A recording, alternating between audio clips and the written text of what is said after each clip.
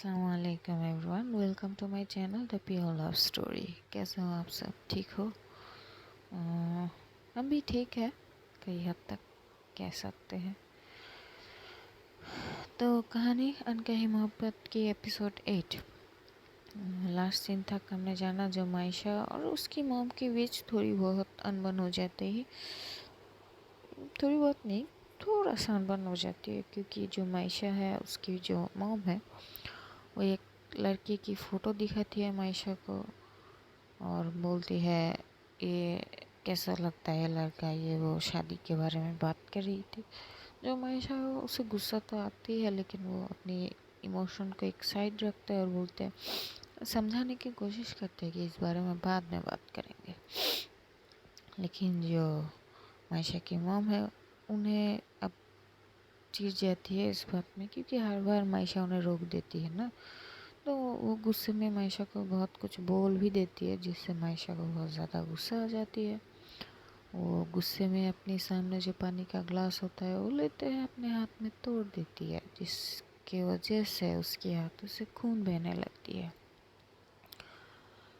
जब उसकी मॉम ये देखी कि उसके हाथों से खून निकलती है तो पहले तो वो एकदम से सहम ही जाती है, क्योंकि इस रूप में उन्होंने अपनी बेटी को कभी नहीं देखी। तो फिर वो उसकी तरफ बढ़ने ही लगते हैं कि जो मायशा है वो घूर के अपनी मॉम को देखती है। और जब वो उन्होंने उनकी बेटी को देखा है, उसके नज़रों को देखा, तो एकदम लाल, उसकी आंखें एकदम लाल हो गई थी, जो देख के वो थोड़ी सी घबरा जाती है और फिर 2 कदम पीछे हो जाती है। अब जो मायशा है वो अपना फ़ोन लेके वहीं से चुपचाप निकल जाती है, कुछ नहीं बोलती। अब आगे जो मायशा है वो अपने घर से 15 मिनट तक पैदल चलती है। चलने के बाद एक घाट है, वहाँ पे सदर घाट कहते हैं उस प्लेस को, और वहाँ पे एक किनारा साइड होता है जो मायशा की फेवरेट प्लेस होती है। वो जब भी उसकी मूड ऑफ होती है वो उस प्लेस पे जाती है, बैठती है और थोड़ी रिलैक्स होने की कोशिश करती है, हमेशा से ही। तो इस बार भी ऐसा हुआ, वो उस प्लेस पे जाती है और बैठती है एक किनारे पे, और बैठ के जो पानी की लहरें थे उस लहरें को से अपनी नज़रें टिकाए रखती है, क्योंकि मायशा को इमोशंस दिखाना आती नहीं थी। उसे नहीं पता कि दर्द कैसे निकाले जाते हैं। वो बस अपने मन में ही हमेशा से दर्द संभाल लेती है। और अभी जो मायशा है वो अपने मन में ही अपने दर्द को बयां करती है और मन में ही बोलती है, ये खुदा, आखिर मेरी क्या कसूर थी? क्या एक लड़की होने की सज़ा मिल रही है मुझे? क्या एक लड़की होने का सिर्फ यही अर्ज़ है कि तुम एक वक्त तुम्हारे साथ किसी एक को ज़बरदस्ती रिश्ता जोड़ दिया जाता है, फिर चाहे तुम्हारी मर्ज़ी हो या ना हो? क्या एक लड़की की खुद की कोई आज़ादी नहीं होती? क्या एक लड़की अपनी मनचाहे ज़िंदगी को जी नहीं सकती? ये कैसे दुनिया में भेज दिया मुझे खुदा, जहाँ पर मैं अपनी खुल के एक सांस ले ही नहीं पाती।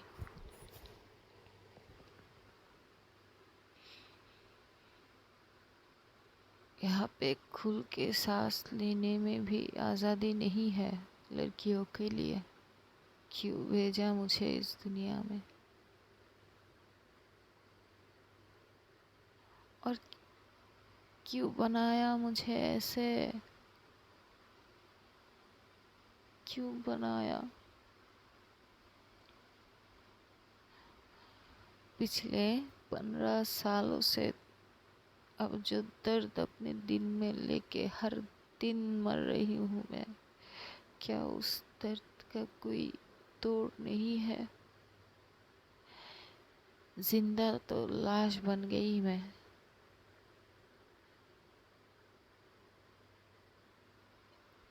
आप या तो मुझे एक लड़के के रूप में भेज दें या फिर मुझे ख़त्म कर देते ना।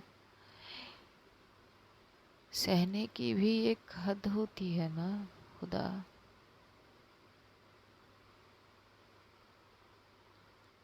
मेरी जो सहने की एक वार है वो धीरे धीरे टूट रही है।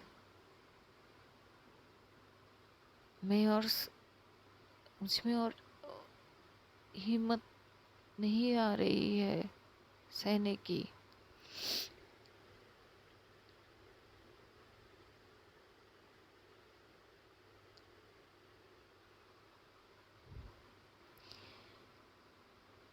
क्यों हमेशा से ही लड़कियों लड़कों का खिलौना होता है, वो जैसा चाहे वैसा उसके साथ बिहेव करता है। क्यों? और बदले में लड़कियां कुछ नहीं कह सकते क्योंकि उनको इजाज़त नहीं है। लड़के चाहे कुछ भी कर सकता है, उन्हें खुली आज़ादी है, लेकिन अगर लड़की कुछ करे तो उनके लिए वो आज़ादी नहीं है। उनकी आज़ादी सिर्फ चार दीवारी तक ही घुट के रह जाती है।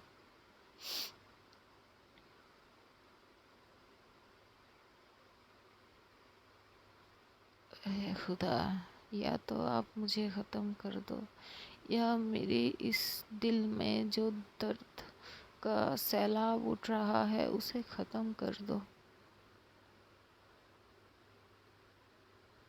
उसे ख़त्म कर दो।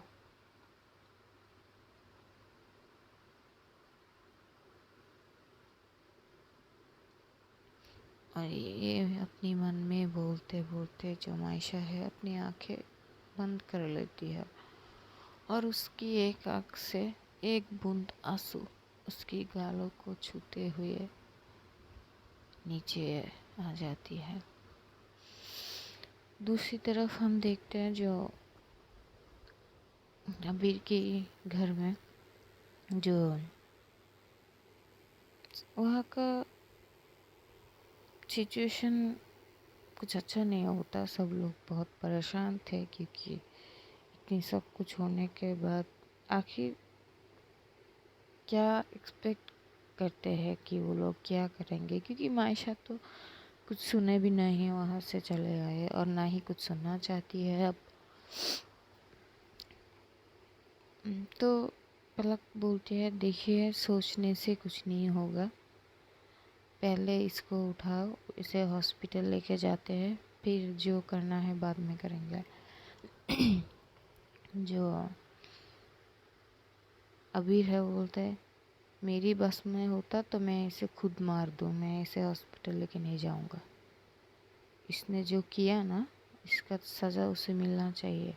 तभी पलक बोलता है, इसने जो किया इसके सज़ा इसे बहुत कुछ मिला है। हम सब ने इसको एक एक रख के दी है। आपने मारा, पंखुड़ी ने मारा, और क्या सज़ा दोगे? इंसानियत है अभी भी आप में? पहले इसे ठीक करो। अगर मायशा अगर खुद चाहे तो इसे सज़ा दे देगा। इंसानियत पहले रखो अपने में। तो ठीक है, मैं गाड़ी निकलता हूँ, तुम लोग कौन जाएगा मेरे साथ? तभी जो पंखुड़ी बोलती है, कौन जाएगा? कोई जाने की ज़रूरत नहीं। इसे उतना भी नहीं लगा कि हॉस्पिटल में एडमिट करना पड़े। आप एक काम करो, इसको उठाओ और इसके रूम में लेटाओ, मैं ट्रीटमेंट करता हूँ, कुछ मेडिसिन लिख के देता हूँ, वो ले आओ बस सब। और वैसे ही होता है, उसे अभी उसके रूम में ले जाता है, सुलाता है और वो जाके उनको कुछ मेडिसिन लेके आती है। और जो पंखुड़ी है वो उसका ट्रीटमेंट वहीं पे ही शुरू कर देती है और उसके सर पे बैंडेज करते, क्योंकि जो कट लगा है सर पे वो ज़्यादा नहीं लगा था, थोड़ा सा ही लगा था। और फिर उसके गले पे जो नाखून उसकी नेल्स की निशाने थी, घाव थे नेल्स के, वो बहुत डीप था, क्योंकि मायशा का गुस्सा, बाप रे बाप। जब वो उसको क्लीन कर रही थी तभी उसे ना उस जो उसने मायशा की आँखों में दर्द सारे देखे थे, वो उनके बारे में सोचते कि ये कैसा दर्द है उसकी आँखों में, ये कैसा दर्द का सैलाब देखा मैंने उसकी आँखों में कि मुझसे भी बर्दाश्त नहीं हुई। आखिर क्या है, मुझे जानना होगा उसके बारे में, यही वो अपने मन में सोच रही थी। फिर वो एक इंजेक्शन पुश करते हैं, क्योंकि नेल से इन्फेक्शन भी तो हो सकता है ना, और कहती है कि ये 2-3 घंटे में इसका होश आ जाए कि ये ठीक है। तो जो पलक की मॉम है वो बोलती है, बेटा ठीक है सब कुछ, लेकिन हम सबको मायशा से माफ़ी मांगनी है ना, माफ़ी मांगनी होगी, उसके साथ तो गलत हुआ ना। तो बोलते हैं, बेटा अभी उसको कॉल करो और देखो वो घर आए या आए कि नहीं। तो अभी जो है वो मायशा को कॉल करते, लेकिन मायशा तो अपने फ़ोन स्विच ऑफ कर देती है, उसका फ़ोन पे कॉल नहीं जाता। तो जो अभी 2-3 बजे तो बोलते ये लड़की भी ना, ये और इसका गुस्सा। मम वो अभी कॉल, उसका फ़ोन ऑफ है, और वो जब तक नहीं चाहे, खुद से नहीं चाहेगी, हम लोग किसी कोई भी उससे बात नहीं कर सकते। तो मैं देखते हैं कल, अभी तो रात हो गई है। तो फिर पंखुरी एकदम से अबीर के सामने आ जाती है और बोलते, जीजा जी एक बात बताओ। आपने कहा उसने आपकी जान बचाई, ये क्या है, आप ज़रा खुल के बताओगे। तभी जो अबीर है बोलते, हाँ ये 4 साल पहले की बात है।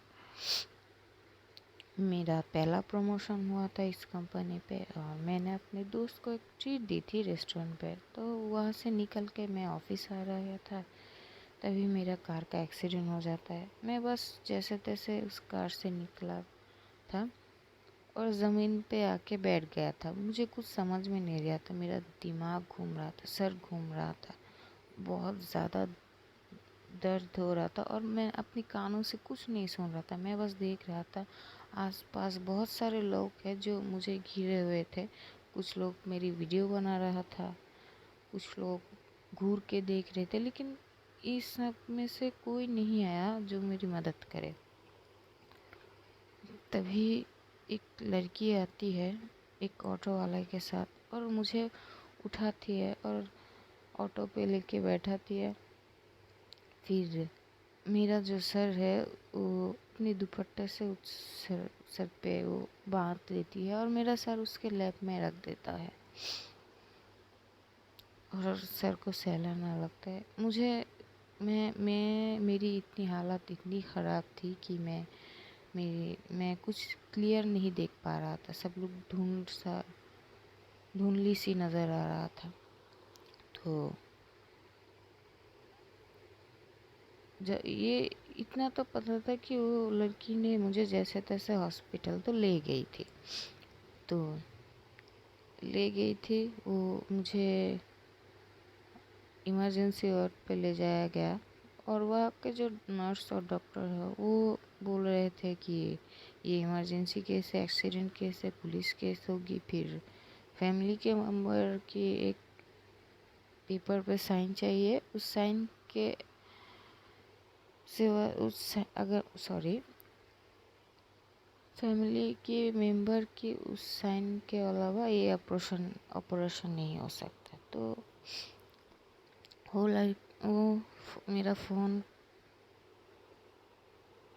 फाइंड करने की कोशिश करते, मेरे फ़ोन को ढूंढती है, लेकिन मेरा फ़ोन शायद गिर गया था कहीं पे। फ़ोन नहीं मिलता इसका। तो मैं थोड़ी थोड़ी सी, आप मेरी कानों में बहुत चीज़ें मैं सुन पा रहा था, थोड़ी थोड़ी सी, ज़्यादा नहीं। फिर मैंने इतना सुना कि उस लड़की ने कहा कि हाँ भाई है मेरा, कहाँ साइन करना है, तो वो साइन कर देता है। और फिर डॉक्टर बोलते हैं ठीक है, इन्हें आप ओटी ऑपरेशन थिएटर पे ले जाओ, हम आते हैं। और मेरी अब आंखें धीरे धीरे बंद होने लगता, और मैंने बस खुदा से ये दुआ मांगी कि ये खुदा, मैं बस अपनी इस फरिश्ते को एक बार देखना चाहता हूँ, आप मुझे उस इतनी ताकत दे दो, मैं एक बार इसे देख सकता हूँ।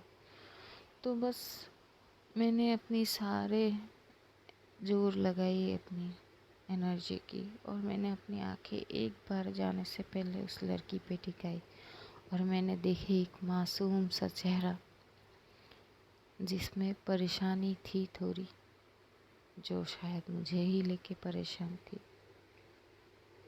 जाते जाते बस उसे एक नज़र देखा और मेरी आंखें बंद हो गई।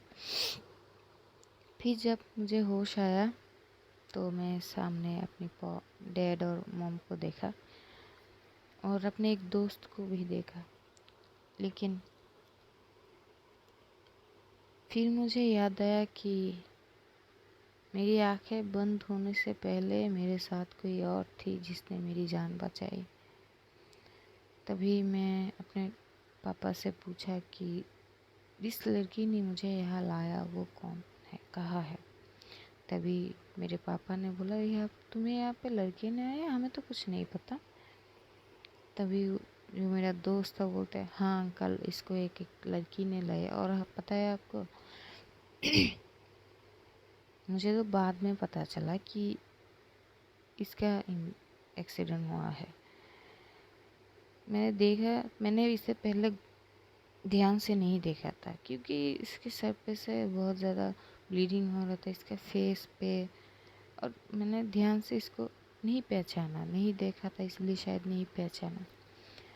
वो लड़की इसे भाग के तो ले आते, लेकिन ये पुलिस केस है, पहले तो accident, hit and run case. फिर इसकी जो कंडीशन था बहुत नाजुक था, अगर 10 मिनट लेट हो जाता तो कुछ भी हो सकता था। वैसे उस हालत में वो लड़की इसे ले आई, और जब बोला गया कि एक ऑपरेशन, इमरजेंसी ऑपरेशन करना होगा, और फैमिली की परमिशन चाहिए, एक साइन चाहिए, और वो फैमिली की मेंबर ही दे सकते हैं, दोस्त या कुछ और ये नहीं कर सकते। तो उस लड़की ने कहा कि ये उसके भाई है, और ये बोल के उसने वो एज ए सिस्टर उस फॉर्म में साइन कर दिया। तभी इसका ऑपरेशन हुआ, और उस बीच इसको ब्लड की भी बहुत ज़रूरत थी, और उसी वक्त इस हॉस्पिटल में उस ग्रुप पे ब्लड भी नहीं थी। ए नेगेटिव जो रेयर ब्लड है यार, ये नहीं था उस वक्त हॉस्पिटल पे। वो उसे ब्लड भी दिए। जब मैंने ऑपरेशन थिएटर में इसके सारे ब्लड क्लीन किए, तब मैंने जब इसका फेस देखा तब एकदम शॉक हुआ, क्योंकि ये मेरा दोस्त है। फिर मैं भाग के बाहर आई। ऑपरेशन ख़त्म होने के बाद मैं बाहर आई, उस लड़की से पूछा कि आप इसे जानते हो, ये दोस्त है मेरा। तो वो लड़की बोलती है, नहीं मैं नहीं जानती, इनका रोड पे एक्सीडेंट हुआ था, तो मैंने इन्हें जल्दी जल्दी ले आई, और इनका फ़ोन मुझे नहीं मिला। अगर मिलते तो शायद मैं इनकी फैमिली से कांटेक्ट कर सकती। अगर आप इनको जानते हो तो इनकी फैमिली पे बता दीजिएगा। और मैंने जब तेरे डैड को फ़ोन किया तो वो लोग तो आ गए, लेकिन तब तक पता नहीं वो लड़की कहाँ चली गई यार। मैंने ढूंढा हॉस्पिटल में, नहीं, लेकिन मुझे कहीं पे भी ये लड़की नहीं मिली। तभी जो अबीर है वो अपने पापा की तरफ देख के बोलते हैं, पापा पता है, बहुत मासूम, एकदम बच्ची सी थी वो लड़की, मुझसे एज में बहुत छोटी होगी, बहुत मासूम थी।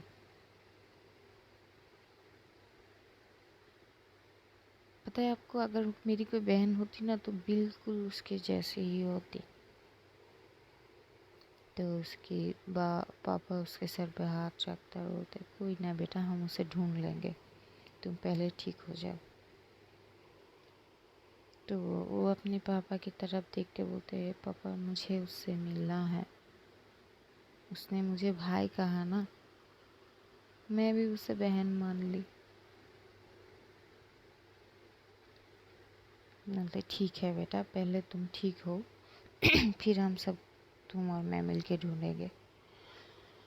और जब मैं हॉस्पिटल से रिलीज़ होके घर आया तो उसे बहुत ढूंढने की कोशिश की, क्योंकि उसका कोई पिक हमारे पास तो है नहीं, ना नाम जानते, सिर्फ उसके एक सिग्नेचर थी उस फॉर्म में, और उससे तो हम कुछ नहीं बता सकते ना, पता कर सकते थे।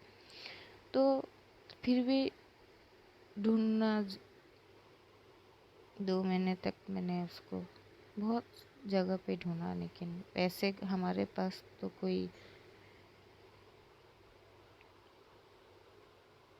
उसकी कोई पीक या आता पता तो नहीं था, जो बहुत मुश्किल हो रही थी उसे ढूंढने में। और 2 महीने तक मैंने और मेरे डैड ने उसको ढूंढा, लेकिन नहीं मिला। फिर एक दिन क्या होता है, मेरा ऑफिस में कुछ ऑफिसर्स की ट्रांसफ़र होती है एक अदर ब्रांच से, क्योंकि ये जो इंडस्ट्री है ये बहुत बड़ा है। यहाँ पे ये छोटे छोटे यहाँ पे इसकी कुछ शाखाएँ हैं और कुछ ब्रांच है इसके, तो उसमें से 1 2 3 ऑफिसर का ट्रांसफ़र होता है, और मेरे पास कुछ सीवी आती है। और फिर एक एक करके मैं उनसे थोड़ी कम्युनिकेशन करती हूँ, जानते हैं उनके बारे में, मीटअप होती है थोड़ा सा एक। तो वहाँ पे मैंने दूसरी बार मायशा को देखा, एरिया मैनेजर की पोस्ट पे। वो मेरे सामने आई, मुझे ग्रीटिंग की, हेलो बोली, और उसके अपने बारे में कुछ बोला और अपने कामों के बारे में कुछ बोला। मैं बस एकटक उसे देख रहा थी। फिर मैंने उसे पहचानने में कोई गलती नहीं की। मैंने उससे पूछा कि क्या आप मुझे जानते हो? मुझे लगता है मैंने पहले बार आपको कहीं पे देखा है, क्या आप मुझे जानते हो? तो उसने एक बिल्कुल एकदम से बोल दिया, नहीं, मैं आपको नहीं जानता, हम पहली बार मिले हैं। लेकिन मैंने बोला, नहीं, आप शायद मुझे जानते हो, आपने मुझे मेरी जान बचाया है एक बार, मेरा एक्सीडेंट हुआ था तब शायद आपने मेरी जान बचाई थी।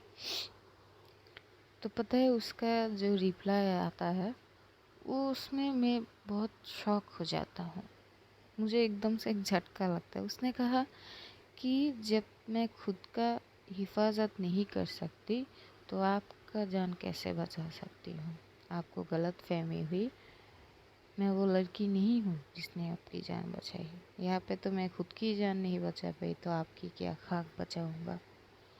ये सुन के मुझे थोड़ा सा अजीब तो लगा, पर मैंने फिर उससे और ज़्यादा कुछ नहीं पूछा और ज़्यादा कुछ नहीं पूछा।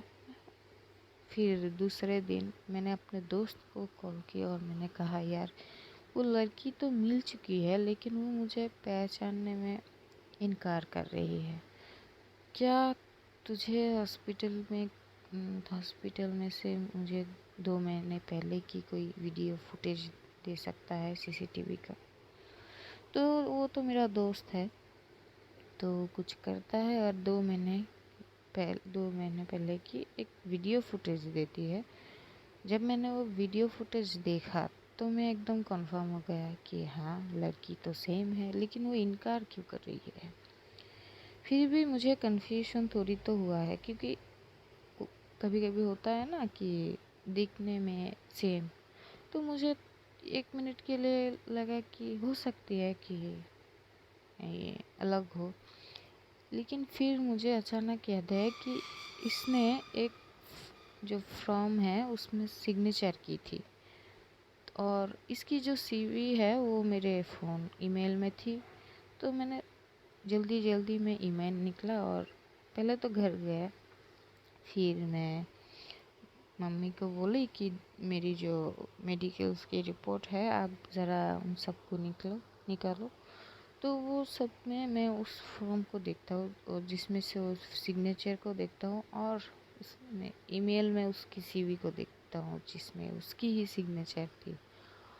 और पता है क्या, दोनों सेम थी। लेकिन अब मेरे मन में बहुत सारे क्वेश्चन आते कि इसने मुझे पहचानने में इनकार क्यों की।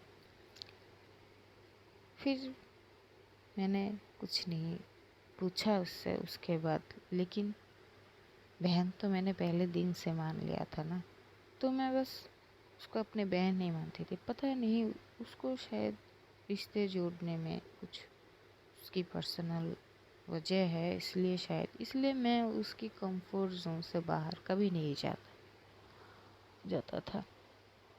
हमेशा से ही दूर से उसे देखता हूँ उसकी मदद करने की, और वो बहुत स्वाभिमानी लड़की है, अपनी मदद कभी दूसरों से नहीं लेती।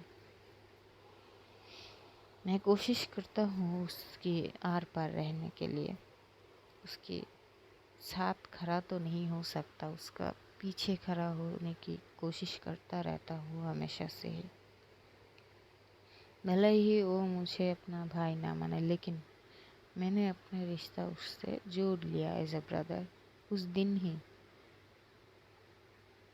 और शायद इस रिश्ते का शुरुआत उसने पहले की थी, लेकिन वो अनचाहे में या कुछ और, लेकिन उसने जो शुरू की थी वो मैं अभी तक निभा रहा हूँ। तो जब पंखुड़ी ये सुनती है उसकी मन में थोड़ी सी रिस्पेक्ट आ जाती है मायशा के लिए।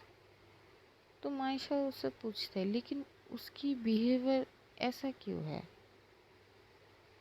वो थोड़ी अजीब सा बिहेव क्यों करती है। तो अबीर बोलते देखो मुझे ये सब नहीं पता, मैंने उसकी फैमिली पे गई, मैं उसके घर गई बहुत बार, उसके मॉम से मिली, वो लोग बहुत अच्छे हैं, सॉफ्ट हार्टेड, बहुत सरल। उसका एक छोटा सा भाई है 10 साल का, स्कूल में पढ़ता है। वो अपनी भाई को बहुत ज़्यादा प्यार करती है, शायद मॉम से भी ज़्यादा।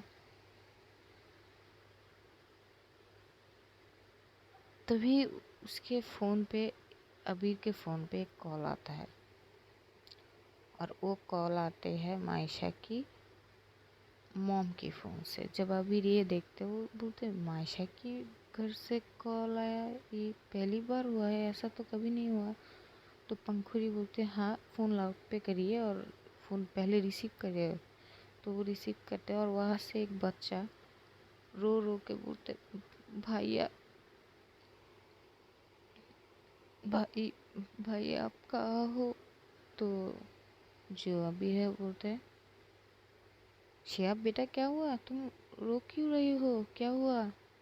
बोलते दीदी कहाँ है, मेरी मेरी दीदी कहाँ है। तो बोलते तुम्हारी दीदी कहाँ है, मुझे नहीं पता बेटा, क्या हुआ, तुम रो क्यों रहा, पहले रोना बंद करो, क्या हुआ बोलो। बोलते मम्मी मम्मी गिर गई, मम्मी बेहोश हो गई, मम्मी रो रो के बेहोश हो गई, दीदी घर पे नहीं है, दीदी घर पे नहीं है, मम्मी रो रो के बेहोश हो गई, और मम्मी का हाथ पे खून है। तो जो अभी घबरा जाता है बोलते बेटा बेटा बेटा रो मत, मैं अभी आता हूँ, तुम रो मत। दीदी कहाँ गई, मुझे नहीं पता, मैं सो रहा था, उठ के देखा मम्मी रो रही थी और अचानक वो गिर गई। मैंने दीदी को ढूंढा, उनको फ़ोन करने की कोशिश की, लेकिन उनकी फ़ोन नहीं जाता, कॉल नहीं जाता, आप जल्दी आओ। तो रो रो के बोल रहा था। तभी आबिर भागने लगता है, और जो पंखुड़ी बोलते हैं जीजा जी मुझे भी जाना है साथ में प्लीज़, क्योंकि मैं डॉक्टर हूँ, अगर कुछ ज़रूरत पड़ सकती है तो। बोलता हाँ हाँ चलो। तभी जो पलक वो बोलते मैं भी जाऊँगी। तभी जो वो लोग तो 3 लोग जाते हैं, और पलक भी जाते हैं और पंखुरी और अबीर ये लोग भागते हैं, और जो अबीर है वो अपना गाड़ी निकालता है और वो जाता है और वो मायशा के घर पहुंचता है, और जब जाके देखते कि फ्लोर पे अभी तक मायशा की मॉम गिरी हुई है, और वो भाग के वहाँ पे जाते हैं, उनको उनको उठाते हैं, और काउच वहाँ पे सोफे पे, काउच जो है सोफे पे वहाँ पे लेटाती है, और जो पंखुड़ी है वो उनको देखने लगती है, उनकी पर्स चेक करती है और जो अबीर है उनके हाथों पे जो खून थे वो देखते, तो जो पंखुड़ी है वो बोलते ये इनके हाथों में कुछ नहीं हुआ, लेकिन ये खून किसके है? तो पता नहीं। तबीर जो है पानी पलक थोड़ा पानी ले आता, तो पलक जब जाती है तब बोलते अरे यहाँ पे देखो, ये तो पानी का ग्लास टूटी हुई है, और देख कुछ ग्लास पे तो खून लगा हुआ है, शायद पलक थोड़ी थोड़ी तो शायद समझ गई थी कि शायद जो मायशा है वो गुस्से में ये किए। तो जो अबीर है वो शिहाब को संभालता है और उसे कंट्रोल करता है, उसे बहुत अच्छे से संभाल रहा था, उसको हक किए थे। और जो पलक है वो पानी लेके देती है, वो थी तो नहीं, उनकी होश नहीं आती थी, तो वो बोलते वो उस लड़के को पूछते हैं बेटा तुम्हारा रूम कहाँ है, तुम्हारा मॉम का रूम कहाँ है? तो वो बोलते वहाँ पे, तो रूम में लेके जाते हैं, उनको सुलाती है। तो मायशा सॉरी जो पंखुड़ी है वो बोलती इनकी कोई बीमारी है, उनको कोई कुछ हुआ है, आप जानते हो? तो वो जो है अबीर वो बोलते हैं हाँ इनको एक बार हार्ट अटैक इनको हुआ था, एक बार नहीं 2 बार उसने कहा था। एक वक्त जब उसकी मॉम की तबीयत ख़राब थी, मैं आया था घर पे, तो तब मुझे पता चला इनको 2 बार हार्ट अटैक ऑलरेडी हुआ है। तभी बोलते हैं यार जीजू एक काम करो आप, ये इंजेक्शन ले आओ जल्दी से। तो भाग के जाती है, और जो पलक है वो पंखुड़ी है वो बोलते मायशा को जल्दी से कॉल करो, शायद इन्हें कुछ सदमा लगा है इसलिए शॉक सदमा लगा है इसलिए इनकी ये हालत है। तो वो जो है वो अभी तो जाता है, चला जाता है, और वो जाते जाते शिहाब को भी ले जाता है क्योंकि वो बहुत घबरा गया था, और जाके वो कुछ इंजेक्शन और मेडिसिन ले आता है और इसे ले आता है। फिर जो पंखुड़ी है वो उन्हें वो पुश करती है, तो पुश करने के बाद 20-25 मिनट बाद उनको होश आ जाते हैं, वो अपनी आंखें खोलती है, और जब उनके सामने इतने सारे लोग को देखते हो थोड़ी सी घबरा जाती है। तो पंखुड़ी बोलती देखिए आंटी घबराइए मत, हम सब है, आप फिक्र मत कीजिए, ये वो बोलती है। लेकिन फिर वो उठती है, पता नहीं उनको क्या, तो फिर बेहोश हो जाते हैं।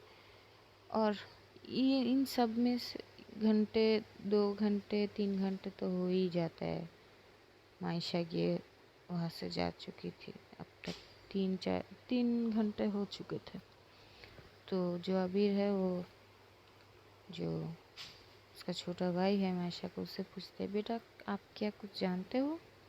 नहीं मैं तो कुछ नहीं जानता, मैंने बस सो के उठा, मुझे भूख लगा, मैं आया यहाँ पे मम्मी से खाना मांगने, और जब आया तो देखा मम्मी रो रही थी, उनके हाथों पे खून थी, और बस दीदी को पुकार रही थी, तभी मैंने देखा कि मॉम गिर गई, और मैंने दीदी को ढूंढने की कोशिश की, पर दीदी तो नहीं थी घर पे, मैंने बहुत सारे कॉल भी की, फिर भी मुझे नहीं मिली दीदी। तो जो अभी है बोलते बेटा मेरा नंबर, वो आपने एक बार मुझे एक कार्ड दिए थे ना, मैंने हमेशा अपने बैग पे रखता हूँ, आपने बोला था ना आप खुद के साथ रखना।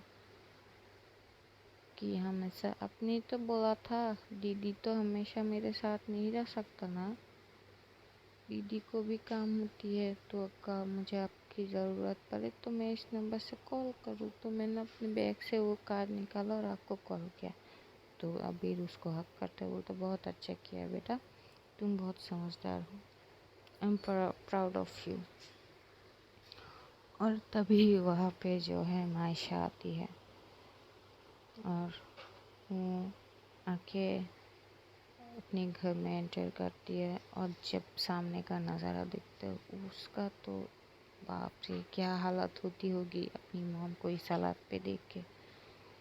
वो भाग के आती है और आके एकदम से अपनी नीज पे बैठ जाता है और अपनी मॉम के हाथों को अपने हाथ से पकड़ते हुए बोलते, मॉम मॉम क्या हुआ आपको, मॉम मेरी बात सुनो, मेरी तरफ देखो, ये क्या हुआ।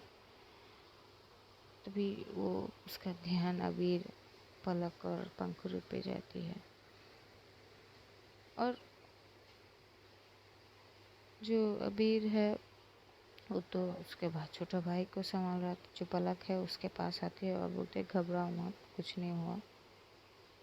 तभी जो पंखुड़ी है वो एक इंजेक्शन और लेती है, पुश करने जाने वाले थे तभी जो मायशा है उसके हाथ में है, उसका हाथ पकड़ लेकर बोलते ये क्या दे रही हो आप मेरी मॉम को, ये कौन सा इंजेक्शन है, कैसा इंजेक्शन है, ये क्या कर रही हो आप मेरे मॉम के साथ। तो जो पलक है, पंखुड़ी पता नहीं उसकी मुंह से कोई आवाज़ ही नहीं आ रही थी, वो मायशा से कुछ बोल ही नहीं पा रही थी, वो बस उसकी आंखों में उस सारे दर्द को सहने की कोशिश कर रही थी, उसके आंखों में एक टक देखती रहती है।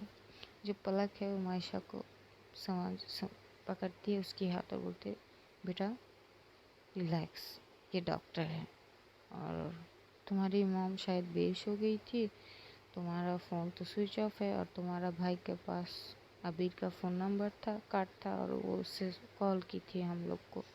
तो हम लोग जब आए तो देखे तुम्हारी मॉम यहाँ पे फ्लोर पे गिरी हुई थी। तो तभी एकदम से वो फिर से अपनी नीज पे चली आती है और बस एक टक उसकी मॉम को देख रही थी और शायद खुद को कोस रही थी, क्योंकि जिस तरह से उसने अपनी आज उसने बिहेव किया शायद इसीलिए। और वो एकदम से खुद के गालों पे एक रख के चढ़ा देते, फिर और एक देते, फिर और एक देते। जो शिहाब है वो एकदम से डर जाता है और बहुत कस के अबीर को गले लगाते, बहुत डर जाता है वो। और जो पलक है ये देख के तो वो बहुत ज़्यादा शॉक हो जाती है। पंखुड़ी एकदम से उसके पास जाते हैं और उसके दोनों हाथ को पकड़ लेते हैं उसे, ये क्या कर रही हो आप, तुम ये क्या बदतमीजी है, खुद को क्यों चोट पहुंचा रही हो तुम्हारी। और तभी उसकी नज़रें उसकी गाल पे जाता है, जो उसने थप्पड़ मारा है उसके हाथ में तो ऑलरेडी चोट लगी थी, क्योंकि उसने उसके हाथ में ही ग्लास तोड़ दी, तो एकदम खूना खून होती है उसकी गाल। फिर वो उसके हाथ पे देखती है तो उसके हाथों से बहुत सारे ब्लीडिंग हो रहे थे। तभी वो पलक को इशारा करती है कि इसको पकड़ो पहले। तो पलक है जो उसके हाथों को पकड़ती है और जो पंखुड़ी वो पहले उसकी मॉम को इंजेक्शन पुश करती है। फिर वो जल्दी से फर्स्ट एड बॉक्स निकालती है और जो मायशा की है हाथों से वो कुछ कांचे अभी भी छुपी हुई थी वो पहले निकालती है और देखती है कि स्टिचेस लगेगी या नहीं। तो ज़्यादा घाव होते हैं लेकिन उतनी नहीं कि स्टिचेस करनी होगी। तो वो वहाँ पे उसकी ब्लड को क्लीन करते हैं और ये, लेकिन वो देती ही नहीं, वो अपने हाथ को छुरा लेती है, फिर पंखुड़ी पकड़ती है, फिर वो छुरा लेती है। और एक वक्त ऐसा है कि पंखुड़ी एकदम से चिल्लाती है उस पर, तुम ज़रा चुप रह के थोड़ी देर चुप रह सकती हो, तुम चुप थोड़ी देर के लिए, या करनी है अपनी मनमानी, तुम्हारी वजह से हुआ ना ये सब, तुम्हारी इस गुस्से की वजह से। तुम्हें पता है ना तुम्हारी मॉम को 2 बार अटैक आ चुका है, तो तुम्हें अपनी गुस्से पे कंट्रोल रखना चाहिए थी। दिखाया होगा तुमने अपनी गुस्सा अपनी मॉम को, जो वो ले नहीं पाई, शायद उन्हें शौक लगा हो। तब मायशा और ज़्यादा गिल्ट में चले जाती कि उसकी वजह से उसकी मॉम की ये हालत है। वो फिर से अपने आप को हट करने की कोशिश कर रही थी। फिर जो पंखुड़ी वो एकदम से उसके जो कलर है वो जैकेट पहनी थी ना, उस जैकेट के जो कॉलर है उस पे उसकी तरफ खींचते बोलते, सुनो, ये सब नाटक मेरे सामने मत करो, वरना मैं ही मार दूंगी तुम्हें। अच्छी से समझा रही हूँ, चुपचाप मान जाओ, वरना मैं अपने आप में आ गई ना तो अच्छा नहीं होगा तुम्हारे लिए। तुम्हारी मॉम ठीक है, इंजेक्शन दी है, कुछ देर में होश आ जाएगी, अपनी मनमानी बंद करो तुम।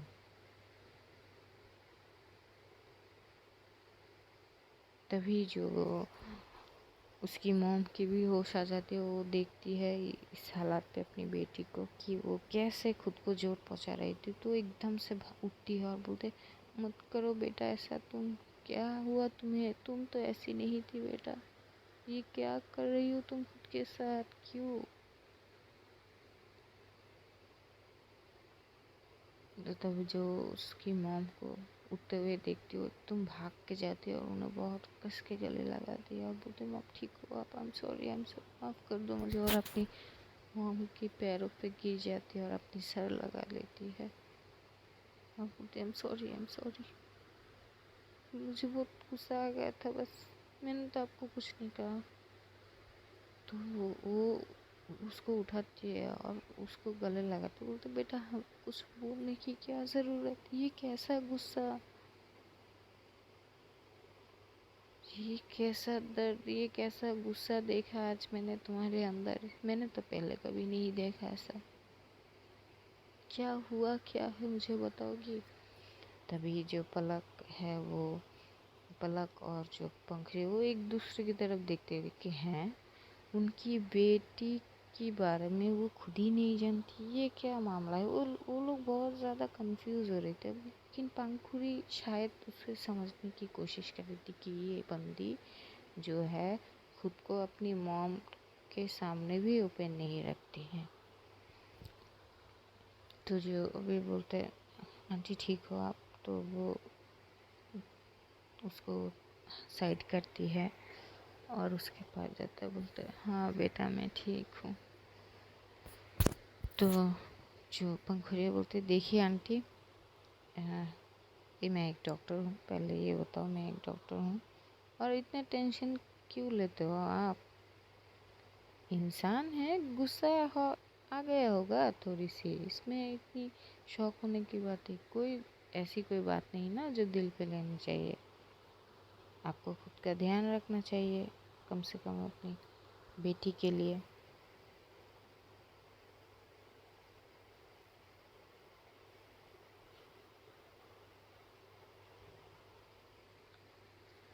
तो वो थोड़ी सी, तो पता नहीं, मुझे पहली बार लगा कि मैं अपनी खुद की बेटी को नहीं जानती।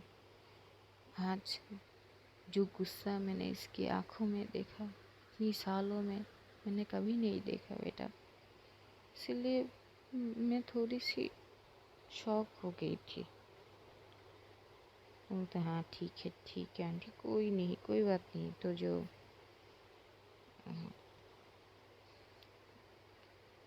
तो जो मायशा का छोटा भाई है वो भाग के जाता है, अपने मॉम को गले लगाता है और फिर अपनी बहन के पास जाती है और उसको बोलती, दीदी आपको पता है मैंने आपको कितनी सारे कॉल की, आपका फ़ोन पता नहीं कॉल ही नहीं जा रहा था। तभी वो मायशा अपनी फ़ोन निकालती है और देखती है उसने तो अपना फ़ोन ऑफ कर दिया था। तो वो अपनी नीज़ पे आते हैं और अपने भाई को वो अपने दोनों कानों से,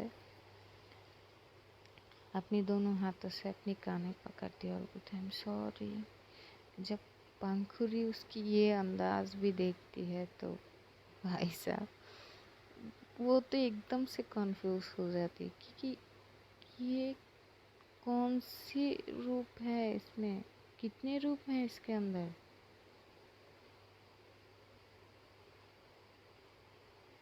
ये क्या हर इंसान के साथ एक एक अंदाज में आती है, मुझे कुछ समझ नहीं आ रहा। वो अपने मन में ही बरबा रही थी कि हर कोई के साथ इसके साथ ये लड़की मेरी दिमाग पता नहीं क्या करते मेरा। फिर वो यह करती है तो जो भरकरी है वो बोलती है, देखिए आंटी आप अपना ध्यान रखा कीजिए, ऐसे छोटी छोटी बातों में माइंड डाइवर्ट ना करे। तभी जो बोलते हैं, आंटी आखिर ऐसा क्या हुआ कि इसने आपको आप इसका इतना गुस्सा भड़का। तो बोलता है वो जो मायशा है वो खड़ी हो जाती है, क्योंकि वो क्या बोलेगी, क्योंकि उसे पता तो है ना कि अगर फिर से वही बात हो तो अब वो क्या बोलेगी। तो वहाँ से जाने लगती है। तभी पंखुड़ी उसका हाथ पकड़ लेती है, बोलते क्या कहाँ चले, पहले हाथ का ड्रेसिंग करवा लो। तो वो बोलते नहीं इसकी ज़रूरत नहीं। तो जो पंखुड़ी बोलते हैं, हाँ पता है तुम्हें ज़रूरत नहीं है, लेकिन क्या है ना, मैं तो डॉक्टर हूँ और एक डॉक्टर को ही पता है कि क्या एक इसका मैं देख के बोल सकती हूँ ना कि ड्रेसिंग करानी होगी या नहीं। तो तुम थोड़ी देर चुप रहो। फिर वो उसका हाथों को ड्रेसिंग करते, फिर उसकी नज़र उसका हाथों पे लगे उस खरोच पे जाती है जो शायद विकास ने दी थी।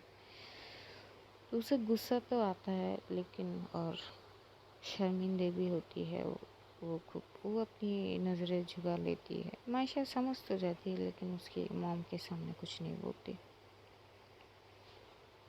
और वो एक एंटीसेप्टिक क्रीम थी, सो वो वहाँ पे लगाती है, फिर उसकी गाल पे भी। और जब गाल को छूती है थोड़ी सी, तो जो मायशा एकदम से अपनी आंखें बंद कर लेती। तो पंकुली को लगता है कि शायद थोड़ी सी ज़्यादा लग गई। तो उसकी आँख में से आंसू आने लगते हैं। जो पलक है ये नोट तो कर लेती है, लेकिन मासूम सा वो तो सोच के भी, वो देख के भी अनदेखा कर देती, क्योंकि ज़्यादा कुछ नहीं सोचते। तो आज यही तक, आगे देखते हैं क्या होता है। जो मायशा की मॉम पंकुरी को क्या बोलती है कि मायशा ने आखिर किस बात पे गुस्से किए। और उधर विकास भी तो है। अब उसका आगे क्या होता है हम नेक्स्ट एपिसोड में जानेंगे। तो अगर स्टोरी अच्छी लगे तो लाइक कमेंट शेयर और डू सब्सक्राइब प्लीज़। अपना ध्यान रखो अपनों का भी, और ढेर सारा प्यार बांटो। खुदा हाफिज़।